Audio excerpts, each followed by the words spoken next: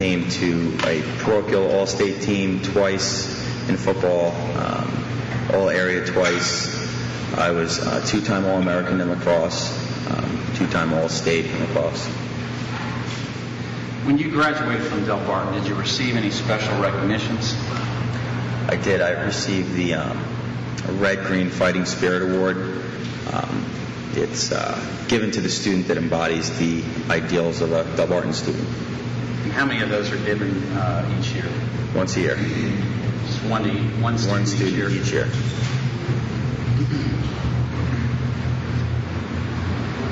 Were you recruited out of high school by any colleges? I was. And for one of the sports that you played? For both the sports I played. And which colleges recruited you? Well, for football and lacrosse, all of the Ivy Leagues, with the exception of Columbia, they don't play lacrosse. Harvard, Princeton, Johns Hopkins, Syracuse for lacrosse. For football, I was offered scholarships at Iowa, Georgia Tech, Indiana, Rutgers, and I talked to a couple other schools.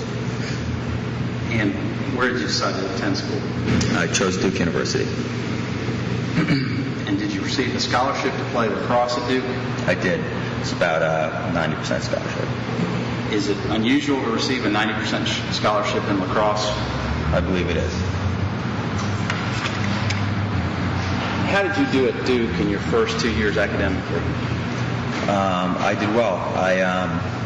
I left Duke with I believe it was a 3.375 GPA, and I made the ACC honor roll twice, both seasons I was at Duke. And how did you do with respect to the lacrosse team in your first year at Duke?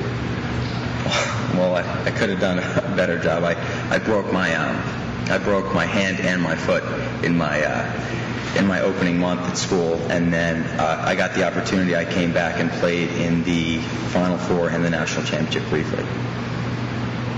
That was in your freshman year at Duke? That was my freshman year. During your sophomore year at Duke, did you attend a party at the house of the captains of the lacrosse team last March? I did. And did you generally spend a lot of time at that house? I really didn't spend much time there at all. And were there dancers at that party? There were. And did you leave at some point during that party? Yes, sir. What point did you leave? I believe I called a taxi at about 12:14, and I left a couple minutes after that.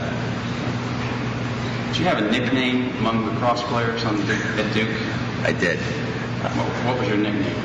They called me Flustered. Why is that? I was always a real nervous character, and I didn't like getting in trouble, and I was always sort of a nervous Nelly of the group, and it wasn't always the coolest thing to be, but they always called me, stop being so flustered about everything, relax.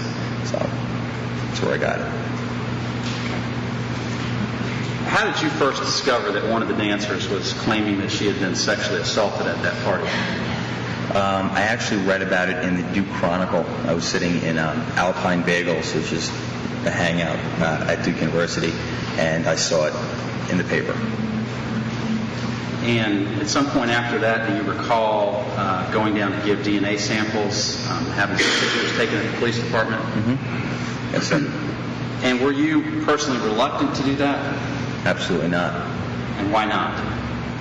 Well, we were being told that was going to be the best opportunity for us to resolve this entire situation and for everything to be cleared up, and I was more than happy to give DNA. And what do you recall happening during that procedure where they were taking the DNA and the pictures? Well, after we'd gotten, I sort of had wanted to get out of there quickly. I wanted to be one of the first online.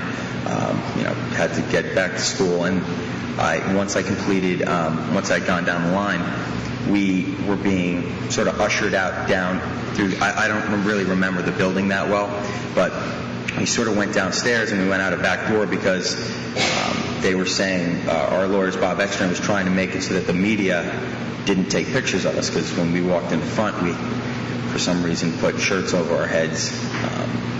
our shirts over our heads to block the media.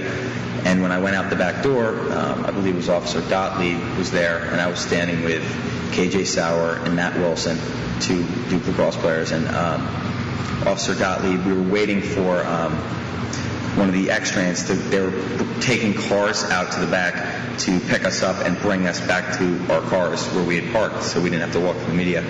And Officer Gottlieb had said to us, "Listen, guys, we're going to clear everything up. This is going to be fine." And we felt really good because we had just been given, I believe it was an affidavit with what the story or whatever the story was that was being alleged. And it was a horrible story, and we couldn't even believe it. I mean, it said Adam, Matt, and Brett, and we had 3 kids on our team that were Adam, Matt, and Brett, and it was incredible to us. And we all knew that nothing happened, but we just gotten this piece of paper, and we just had to give our DNA, and everything happened so quickly. But we had Officer Gottlieb sitting there telling us, "We're gonna clear everything up. Everything's going to be just fine. Don't you worry." Did you believe them at the time? Did you believe those comments? Oh, absolutely. We were under the impression that giving DNA would be the quickest way. I mean, it sort of made sense to us that if there's no DNA, that explains it. And did you have any concerns about giving the DNA sample? I mean, I was always a nervous character, and you watch CSI and shows like that, and you think about DNA, but it was one of those things where certain people were saying, I don't think that they can. Some of the lawyers were saying, "Oh, they can't make you give DNA. Let's fight this." And I mean, I had the tape on my ankle still from what we thought we were going to practice that day. And I said, "This is great. This will be the easiest way to resolve the situation, is to go right away and give DNA." So. Did you become aware during this time period that District Attorney Mr. Nifong began making statements to the media about this alleged assault? Yes. And from your perspective, how did that affect the reaction on the Duke campus and among the community towards the allegation? Well, I mean, it really turned our world upside down. We'd always been really, respected on campus, and we had a lot of friends on campus, and we all got along with our teachers really well. And it was everyone looked at you differently. It was a different look. Previously everyone had given you a pat on the back and said, who do you have this week? Who are you guys playing this week? Hope you guys are number 1. Hope you win the national championship. 2, nobody really wants to talk to you. Everybody looks at you a little bit differently. Teachers certainly looked at you differently, and just the feeling on campus was, it was as lonely of a feeling as you can ever imagine. Do you recall any protests going on at the house where the party occurred? Yeah, I believe there were a few. Do you recall? What do you recall about those? Well, I wasn't there. I didn't live there. I lived on West Campus, but I believe there were congregations of people banging pots together. There were signs being held up. Don't protect rapists. Signs that said castrate. And those same protesters had gone to our field after or before the Georgetown game. But that around 610 Buchanan, there were tons and tons of people. They were singing songs. They were giving speeches, and we were, in their mind, completely guilty. And what you were do you recall any protests occurring actually on the Duke campus? Oh, yeah. Absolutely. You'll turn around. I want to show you a video and ask you if you recognize it. If you could play 157. This comes at the height of a rape scandal involving members of Duke's lacrosse team. Ken Smith is live on campus tonight. More on the march. Ken? Bam and Tampa, close to 300 people marched from East Campus to West Campus for the Take Back United rally that's winding down behind me in front of Duke Chapel. Organizers believe the spike in attendance this year has a lot to do with the rape scandal surrounding Duke's lacrosse team. On Duke's West Campus, hundreds of voices and one message against sexual violence. This Take Back the Night rally wasn't just about healing for survivors of sexual assault, but also for a campus reeling from rape accusations against members of Duke's lacrosse team. I do appreciate being at Duke, but right now I feel the clouds hang low.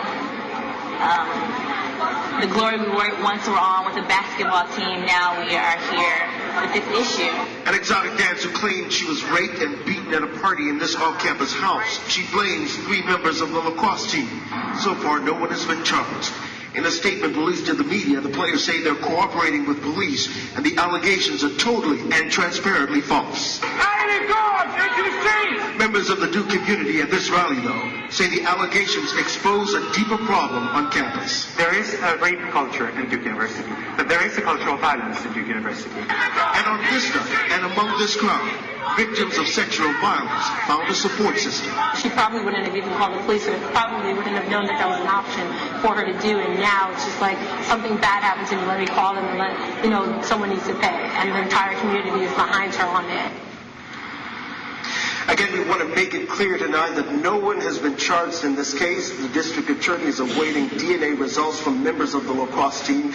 We've also learned tonight that Duke President Richard Broadhead has scheduled a breakfast meeting with prominent members of the black community here in Durham to discuss these allegations and the university's response. Ken Smith, live tonight at Duke University. Thank you. Mr. Seligmann, do you recall a process like that occurring after this occurred? Yes, sir. Describe your interaction with other students on the Duke campus after Mr. Nifong began making statements to the media. Well, I would have to say with my immediate friends, I mean, our relationship stayed the same. They were afraid for us, and they were very concerned. But it was mostly with people that we had. Oh, I'm sorry. I apologize. With the people that we had never met before, kids that normally we wouldn't really talk to, everyone assumed that they knew who we were and that this is what we were. We had gone from being viewed as athletes to being viewed as rapists. That's people that didn't know us personally.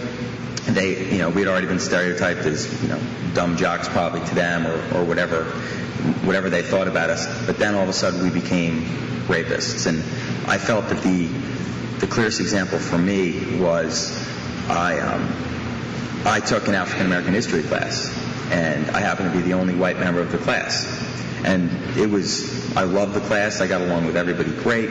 I was one of the most vocal members of the class, and I had learned a lot over the semester. And when the allegations started to come out, I had, specifically, there was a girl sitting next to me who was sort of like a study partner.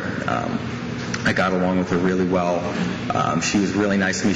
Every day, she would always give me a pen. It was just like our inside joke. And when Mr. Nifong started making his comments and the momentum started to pick up, I opened the Chronicle one day, and she had written an article in the editorial section saying that the Duke lacrosse team was bringing Duke back to the Jim Crow South. Now I'm sitting there in class learning about the Jim Crow South with her, learning about African American history, learning about American history, and this is a person that I'd gotten along with. She was sort of like a study partner, and she's sitting there, and she knows full well. I mean, we always used to walk around with our Duke lacrosse stuff on, and proudly, we were proud to be Duke lacrosse players. And here we are, a person that I thought was my friend, a person that I got along with very well, was sitting effectively telling me that you're bringing us back to, one of the darkest periods of, American history. And I mean, for me, that was the clearest example of people's mindset. Do you recall Mr. Nifong making statements about the racial motivation for the alleged crime? Yes, sir.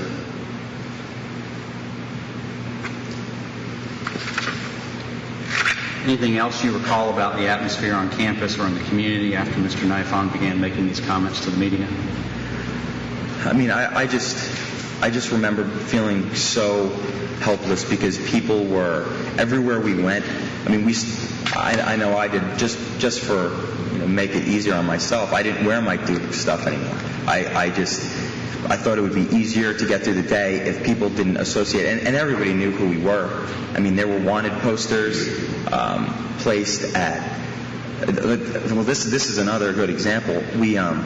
My favorite restaurant at Duke, Rick's Diner. It was right next to where I lived, and I ate there every single day, and the entire staff was African American. Everyone there was African American, and never once was there racial tension. I mean, I'd once said to them as a joke, I told them that, you guys could cater my wedding someday. I mean, I joked around with them. I was very good friends with some of the people that worked there. And one day, we walked in, and we had a wanted poster of us stapled to the wall. And this is a place that, I ate most of my meals there, and you go up to the woman that swipes your card in every single day, wouldn't look you in the eye. A person that you know on a first-name basis, and she won't look you in the eye. And you just stop going. You have to change your way of life on campus.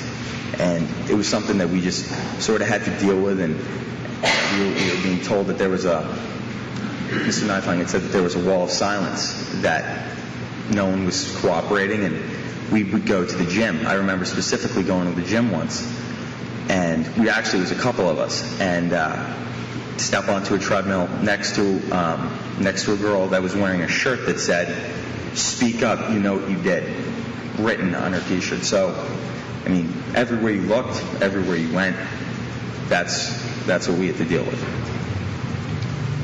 What was the feeling among the players about whether charges would be filed against any of you?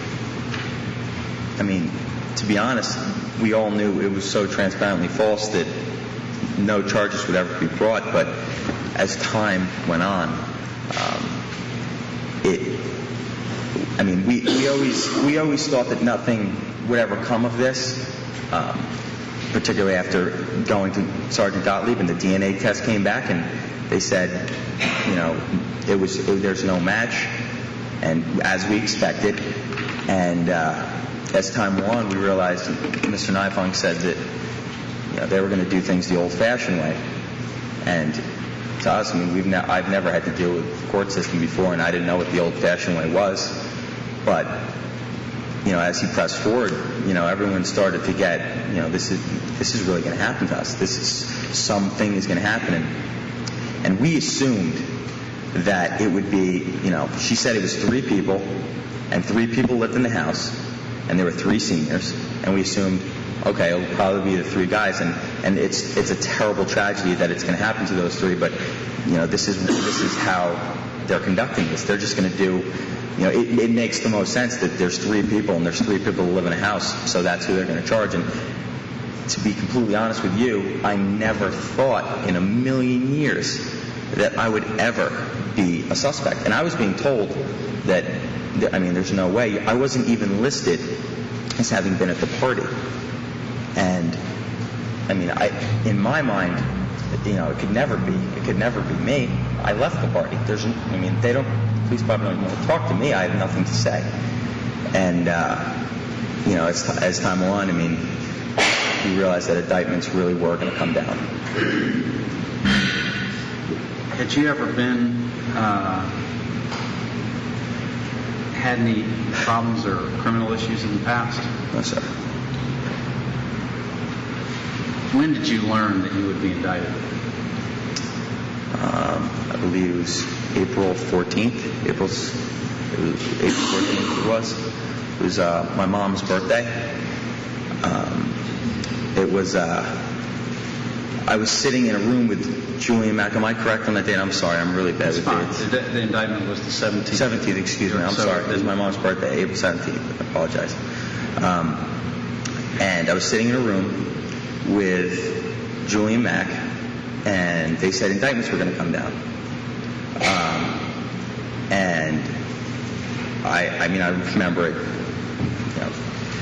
I remember exactly where I was sitting. I was actually, believe it or not, I was watching the movie Capote, and I was sitting in a room with Rob Wellington and Jay Jennison. Jay Jennison was my roommate, and Mr. Jennison and my father were there. And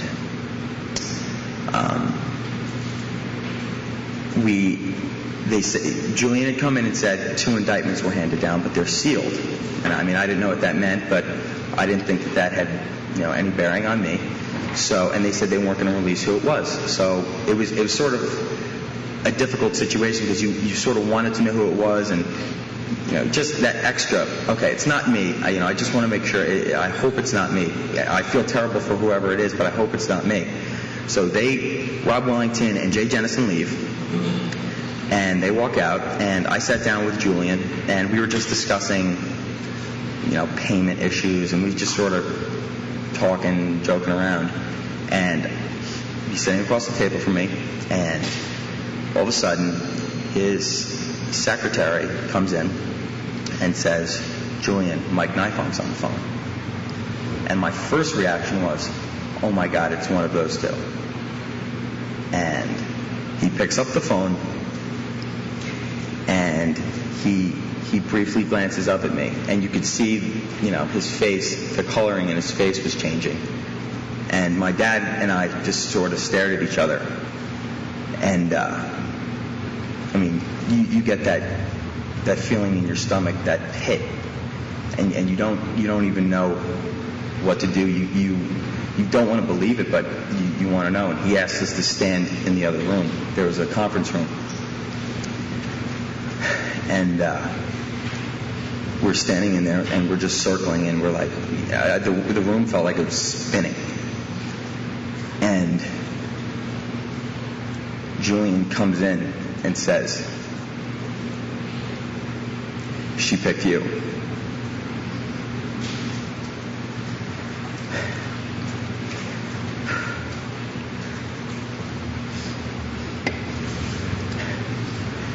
And my dad just fell to the floor, and I just sat on the ground, and I said, my life is over.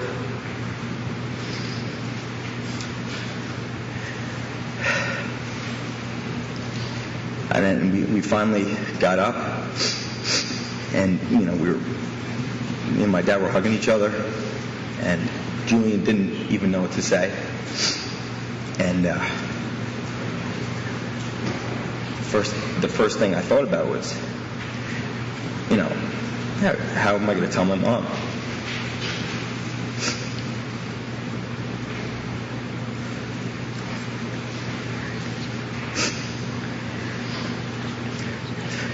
And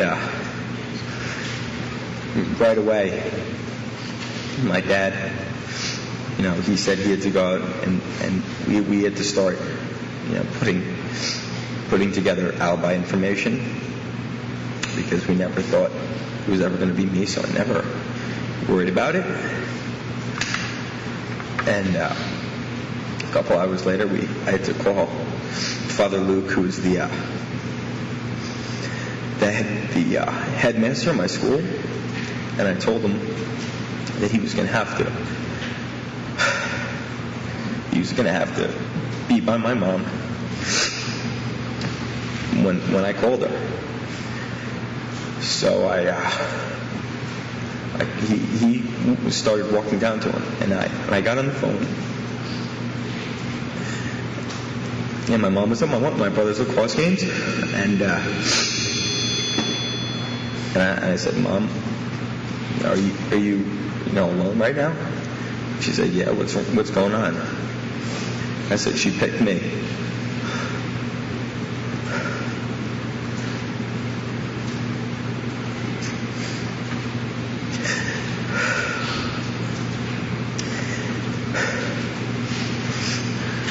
And I could hear her on the other end of the phone. The life was sucked right out of her.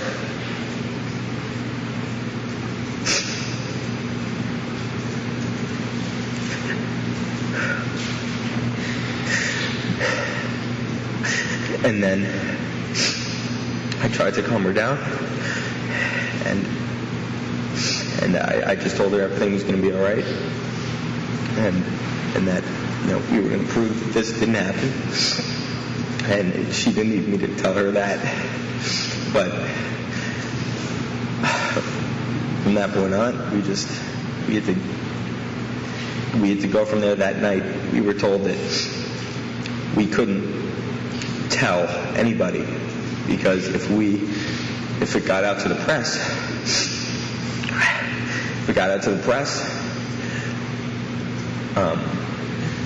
Mr. Nifong, they were going to have Mr. Nifong wanted to come and take us out of class and arrest us.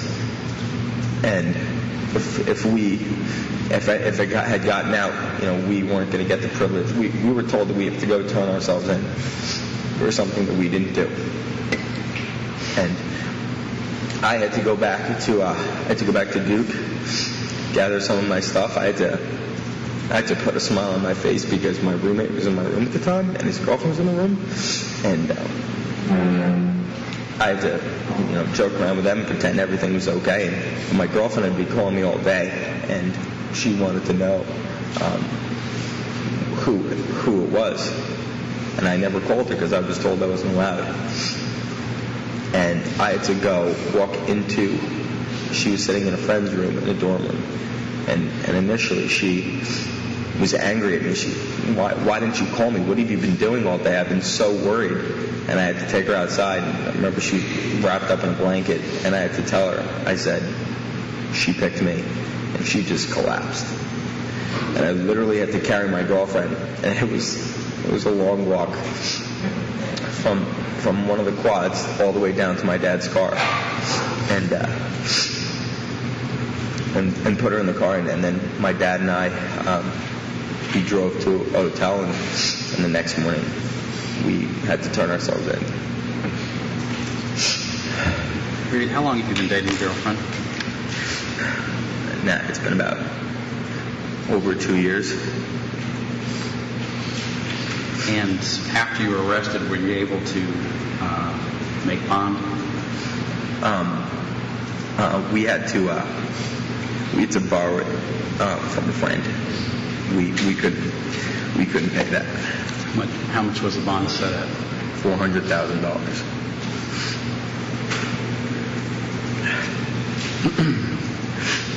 After you were indicted, were you able to remain on campus at Duke? No, sir. Did you finish the semester from home?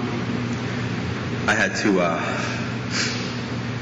to finish all of my classes over the summer, over the phone, and over the internet with all of my teachers. And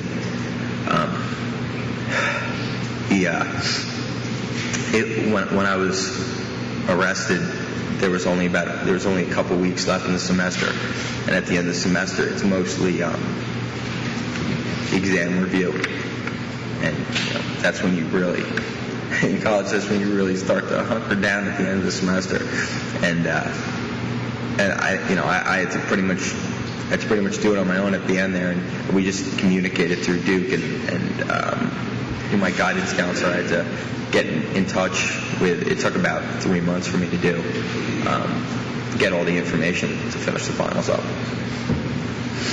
How did you do academically under those circumstances? I believe I ended up getting I ended that semester with a 3.5 GPA. What was the media attention like after you were indicted and arrested? It was like a gauntlet of people. They just swarmed us everywhere we went. My mom and my brothers, the day I was indicted, my mom and my brothers had to pack up and drive to a friend's house because they parked big trucks, all the trucks that you see outside with satellite dishes and whatnot on our front yard. And they were, from what I heard from our neighbors, that they were just going after every single person that they could. I believe even one reporter got hit by a car trying to get an interview. Probably deserved it, but it was just everywhere he went, and I'd spent after I got out. I walked over to, we walked to our car. We tried to come out the back entrance of the jail, and we were completely they just rushed us at our car, and we pretty much had to run to our car to get there, and from that point on, from that initial bum rush to our car, that was the beginning of just a media frenzy for an entire year, and it continues now.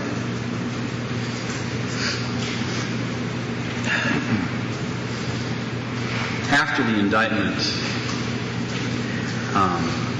did you take any actions to prove that you were innocent of these charges? Yes, sir. And what did you do generally? My attorney at the time, Kirk Osborne, attempted to go to Mr. Nifong to show him my alibi evidence. We collected a number of different items, credit card receipts, the video footage. There was El Mustafa, the cab driver, just a number of different items. And Kirk had gone to his office, and he didn't speak to Mr. Nifong directly. But from what he told me when he came back, that someone in his office had come out and said, Mr. Nifong saw your alibi information on TV, and there's nothing to talk about, and that he wasn't in the mood to hear fiction right now.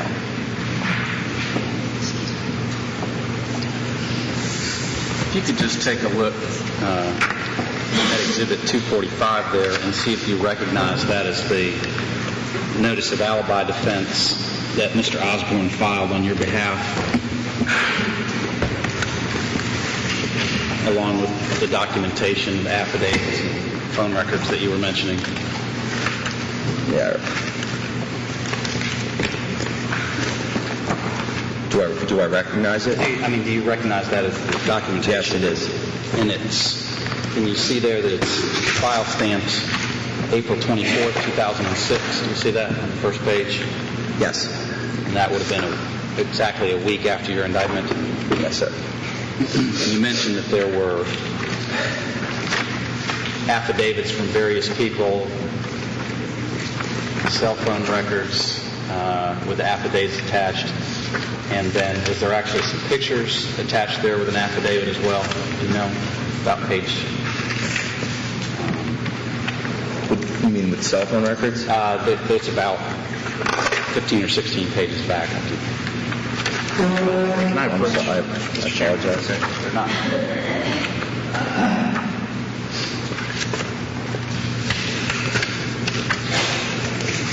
Okay. Can you explain what those photographs were attached to your notice of alibi defense? What they were? Yeah, what they're pictures of and what relevance they had to your defense. I had once I left the party, Rob Wellington and I had decided to go to cook out for some food, and I needed to get some money, and I'd taken a taxi to the Wachovia, and I don't remember the street names in Durham, but I guess it would be that main street. I'm sorry, 9th Street maybe? I don't remember. But we went to Wachovia, and then I took out the money, and I guess we went down Hillsborough, whatever road we went to get to Cookout. That's where these pictures came from. Okay. And they're time stamped and date stamped for 12:24 p.m. on the morning of March 14th. Yes. And that's March 14th is when the alleged assault occurred at that house. Yes, sir. Do you know whether or not Mr. Osborne spent a fair amount of time putting all this documentation together in a week? Yeah, there was a lot of. It was sort of a combined effort from a number of different people. Do you know whether he also obtained records from Duke University showing you going back into the dorm room in that same general time frame once the cab driver dropped you off? Yes, he did.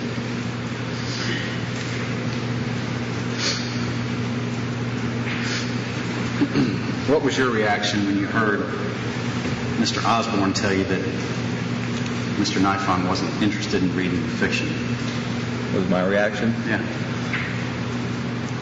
I didn't understand, because I thought that I was making it. I figured it would have been a lot easier for him. It would make his life a lot easier, and that I just felt helpless at that point.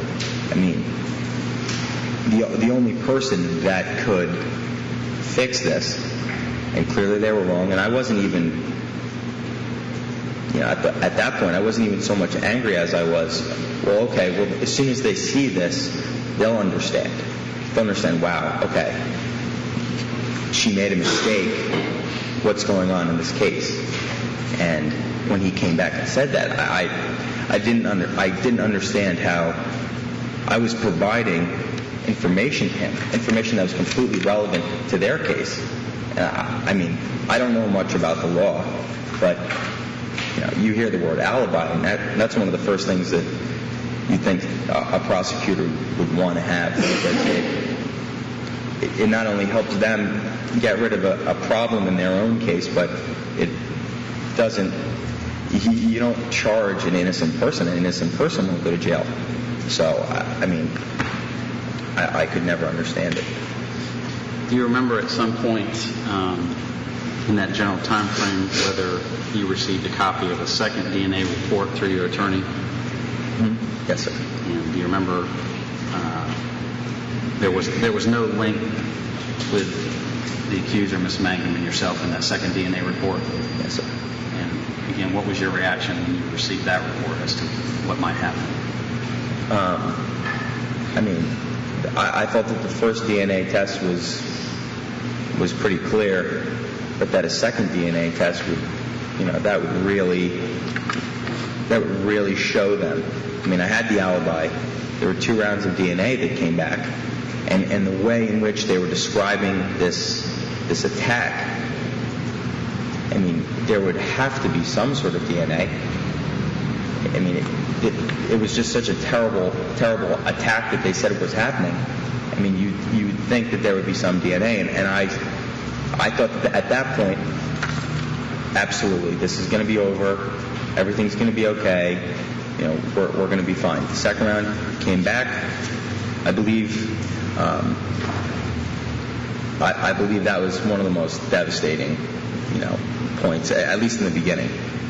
I mean, not knowing, where we were going to go from there, because the second DNA came back, and once again, just a lonely, helpless feeling that there was nothing that we could do. Do you recall making your first appearance in this case? I do. And was this the first time you had ever appeared in a courtroom? Yes, sir. Prior to that, what was your perception about the courts?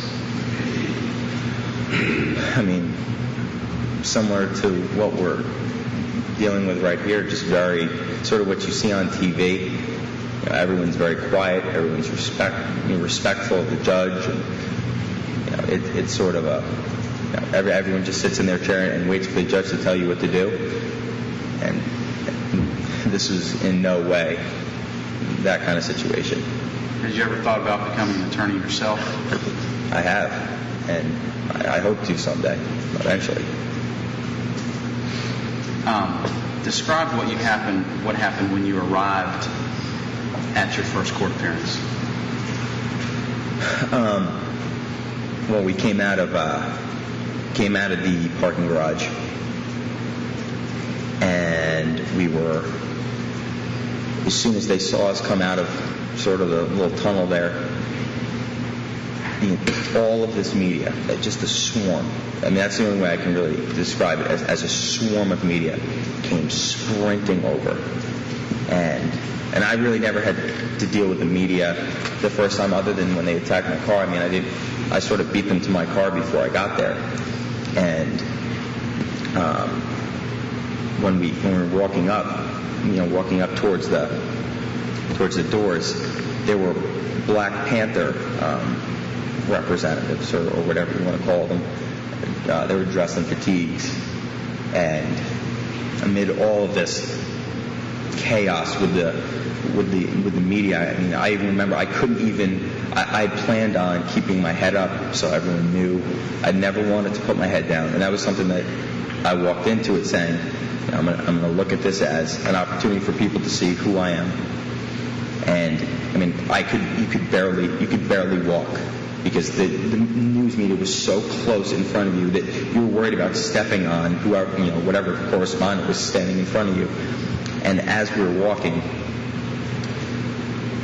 and I couldn't see my dad. We just had to do it as fast as we could, and it was just my dad. I think it was Kirk, my dad, Buddy Connor, and myself. And while we were walking in, the Black Panthers started screaming out. It felt like from all different angles. I might be wrong, but I remember it that way. They kept saying, "Justice will be done, rapist." They said, "You're going to get yours, rapist." And from trying to hear that, and I was trying my hardest to keep a straight face. I mean, you don't want to, you never want to, in anything you do, you don't want to let people know that they're getting to you. But I mean, I was terrified. I was completely terrified, and I didn't know. I mean, I don't know. I already told you I'm known as Mr. Flustered, so you can imagine what you know that kind of situation was doing to me. I mean, I didn't know whether someone was going to hit me from behind or take a shot. I had no idea.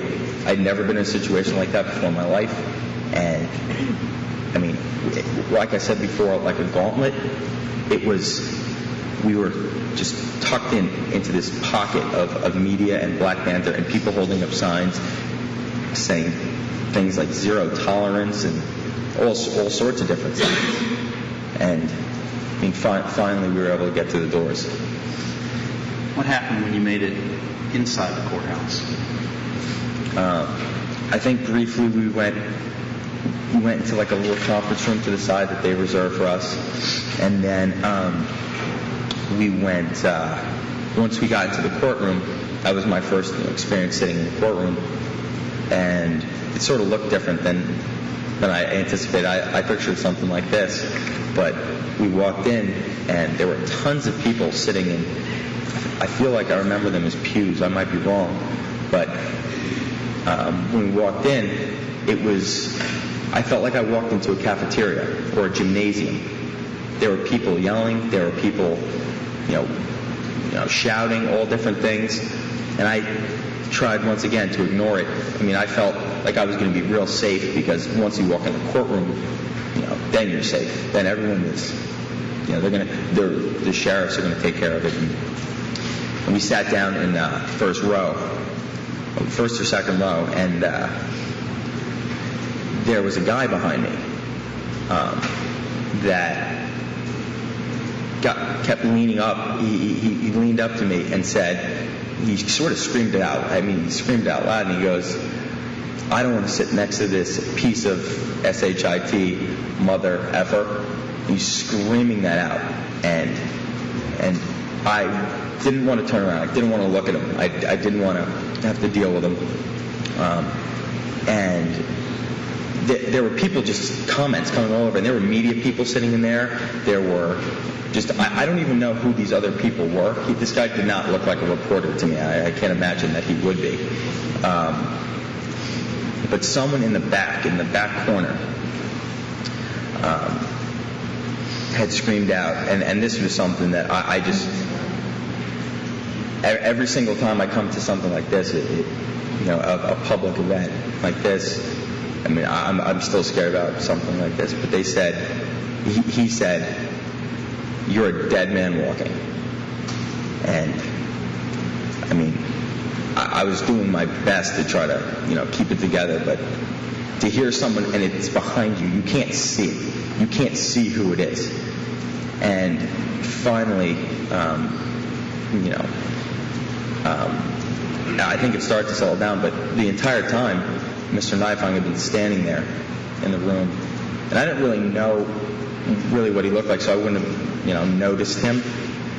And he had been shuffling his papers around. He was standing at a desk, and I know he was there for some of the time. He'd been shuffling his papers while, this was going on. And finally, Judge Stevens came in and sort of gave a speech saying, "This is my courtroom.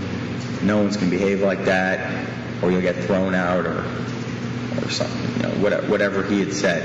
But at that point, finally, things started to settle down. Can you play Exhibit 154A, which for the panel's information is the one that we couldn't hear initially?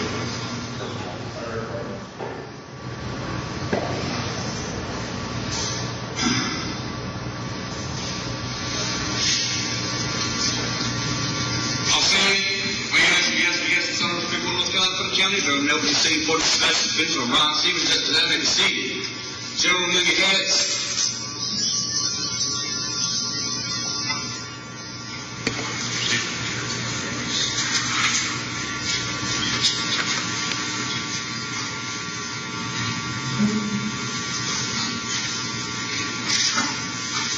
Everybody needs to come in and sit down.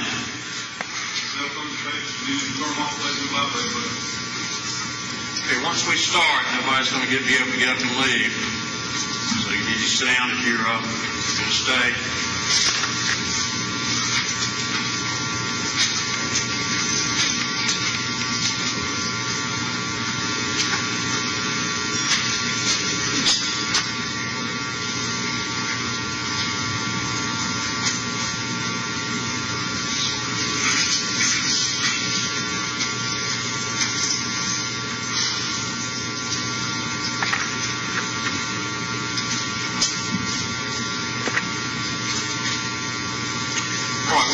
Courtroom, so there'll be no comings and goings once we begin this proceeding. I'm not sure why everybody is here, but let me just tell you, this is a court of law, and this is my court. This is an administrative court of law. Generally, we do administrative matters and procedural matters here, and that's what we're going to be doing today. So if anybody thought this was going to be a public forum in which somebody could stand and speak, that is not going to be allowed. Anybody who decides to do that will be held in contempt of this court, and I will put you in jail. So everybody needs to understand that. The lawyers will be talking, I will be talking, but nobody else will be talking. So if anybody is disruptive or decides to do that, summarily, you will be held in contempt of this court, and I will put you in jail. All right, so we understand the rules now. If anybody doesn't understand those or decides that those are not rules they can comply with, you can get up and leave, and then you won't put yourself in a position in which that can happen. So if you stay, you have to abide by my rules. All right, Mr. Reade, what's your case? First, Reade, were Judge Stevens' comments made after the death threat and the other comments were made to you in that courtroom? Yes, sir. During that same hearing, did your alibi defense and the documentation that we just looked at come up as well? I believe so. And what do you recall about that? The one thing that stuck out to me was that Mr. Nifong sort of smirked to himself at the other table when we said, Kirk had gone up there and said, we have an alibi defense, and he was smiling to himself, sort of chuckling. Can you play the other portion of that tape, 154C, please? all right, well, it's being recorded. I'm going to allow your motion to record everything because apparently we're going to need everything recorded in this matter. Yes. Are you prepared to hear a bond reduction motion? No, sir. Could we get a date for it? Well, your client's out on bond, Gary. Right. He's out on bond on, on money that's borrowed from the family. And, we have submitted, what we think is a pretty clear alibi defense. It's, airtight. And we have a box of material from, senators, congressmen, his friends, to say that he's not a flight risk. And we think that $400,000 is...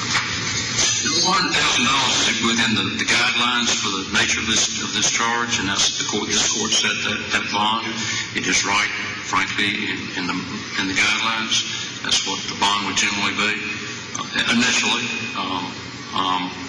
Not going to hear your bond since he's out on bond. Yes. Not going to hear your bond request today. You can submit. Is that in the file? Yes, sir. I'll review it in the file and tell you when we'll be glad to submit letters and whatever you'd like. I'll review. Thank you. Is the reaction that you saw there, is that what you recall from that hearing, Mr. Nifong? Yes, sir. And what was your reaction to Mr. Nifong's response to your alibi defense and documentation? I mean, at that point, I think we sort of understood where we were headed.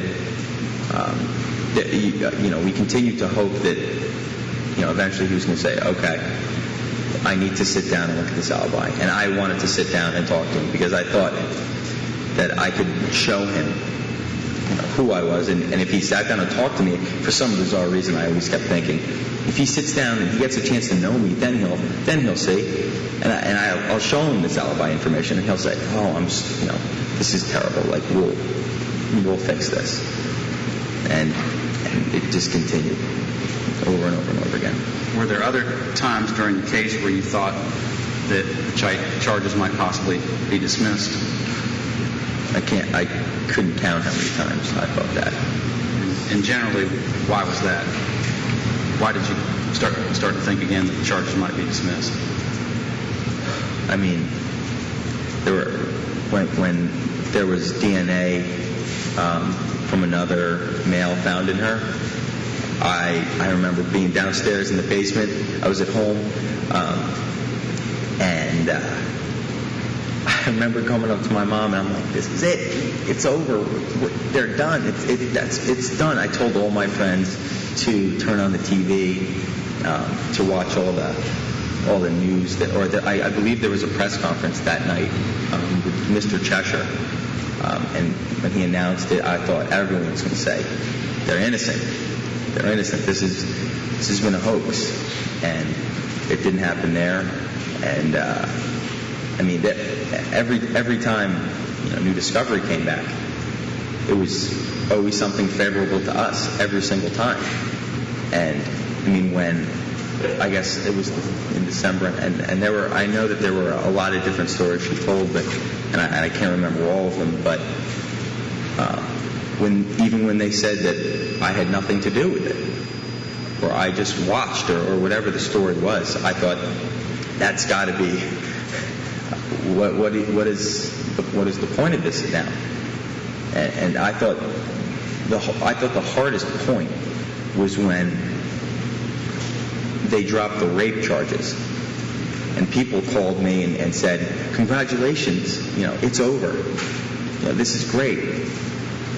I mean, that was the hardest point, because this entire thing, this is called the Duke Lacrosse rape case, and the rape charges were thrown out, and we continued to be, and we continued to live this life of the cloud hanging over our head, sexual assault and kidnapping.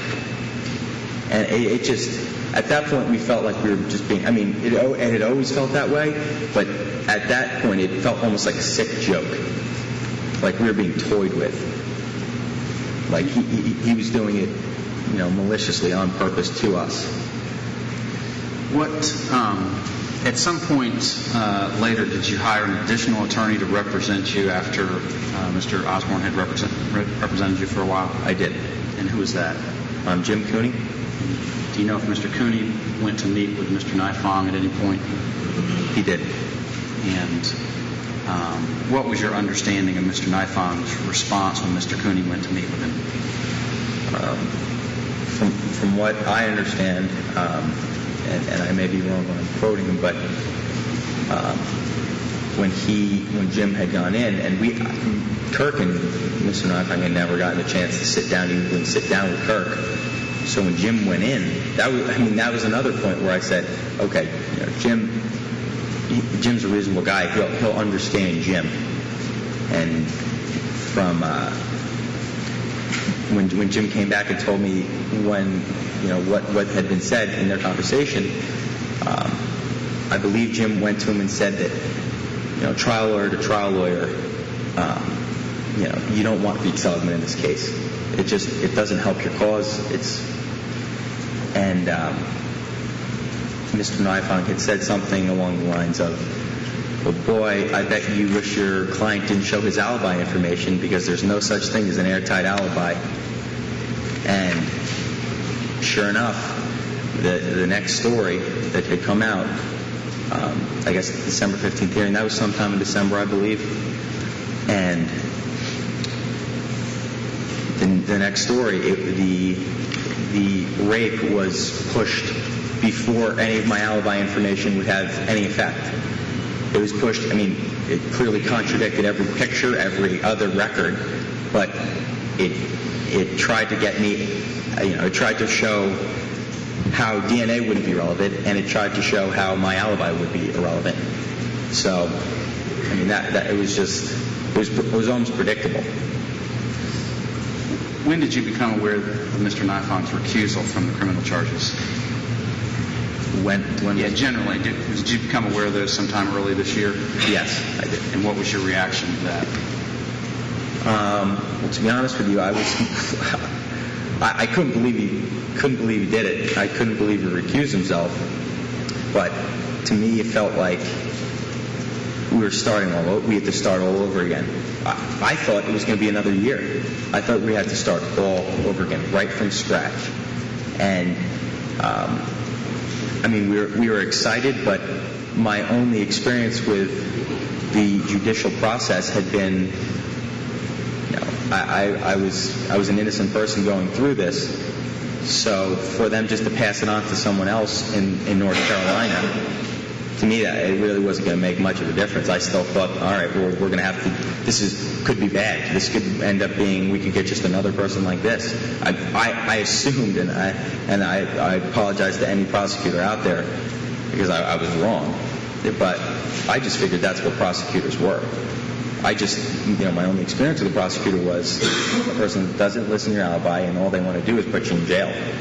And that was my only experience. So I figured, all right, well, this time around it's going to be just more of the same. And our attorneys were right, and I'm glad we listened to them. And they said, you're going to get a very fair and just review of all the facts. And that's all we wanted. That's all we wanted. We wanted it to end the right way.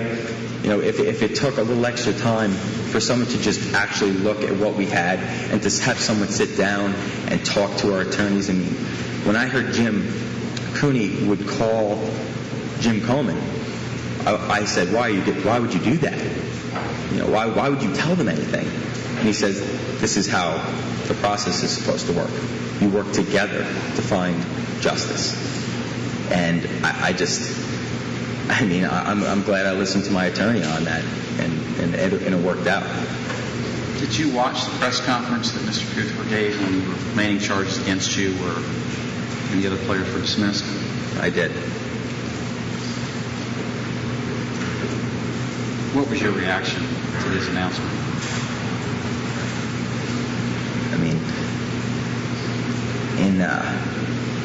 In a single word, the man gave us our life back. In a single word. Everything that had happened, all the bad stuff that we had to go through, all the tough times were erased when he said it. And I think the funniest part was we were sitting in the room. There was a bunch of us all in the hotel room, and we were watching. probably never been that nervous in my entire lifetime. And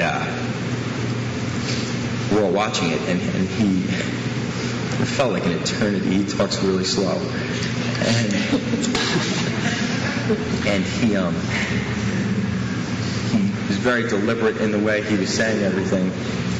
And he said, there's insufficient evidence to go forward, but no one in the room reacted.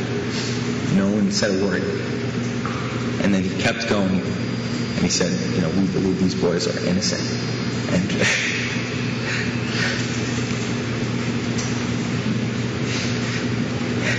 the room just erupted.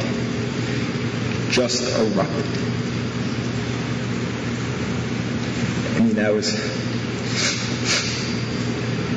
I've only been around for 21 years, but if there's a point, like a changing point in my life, I definitely can point to that moment.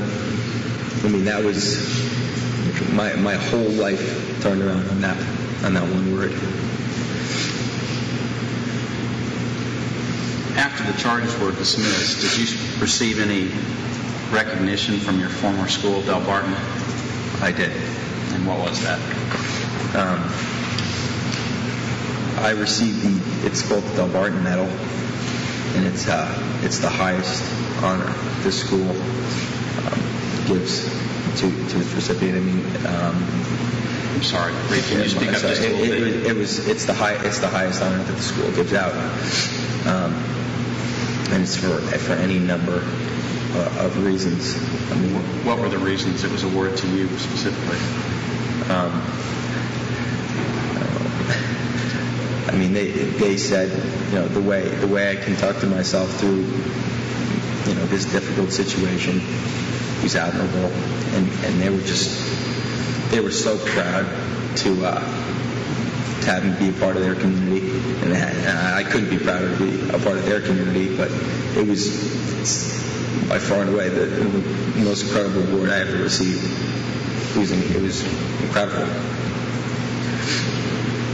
Thank you. I have no more questions. Thank you, Mr. Seligmann.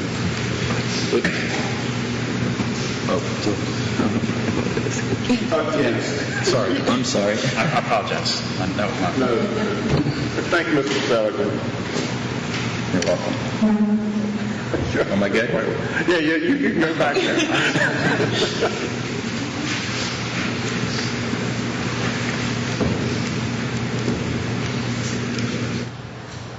Further evidence from the State Bar? No further evidence for the State Bar. All right.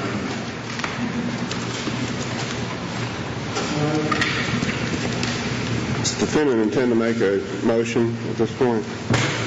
I would make a motion to dismiss, motion for a directed verdict to close the plaintiff's evidence. I only want to be heard on 2 issues at the present time, if I could. Do you want to proceed with that now, or do you want to take a break? I can probably proceed with that, and then maybe... Let's do it now.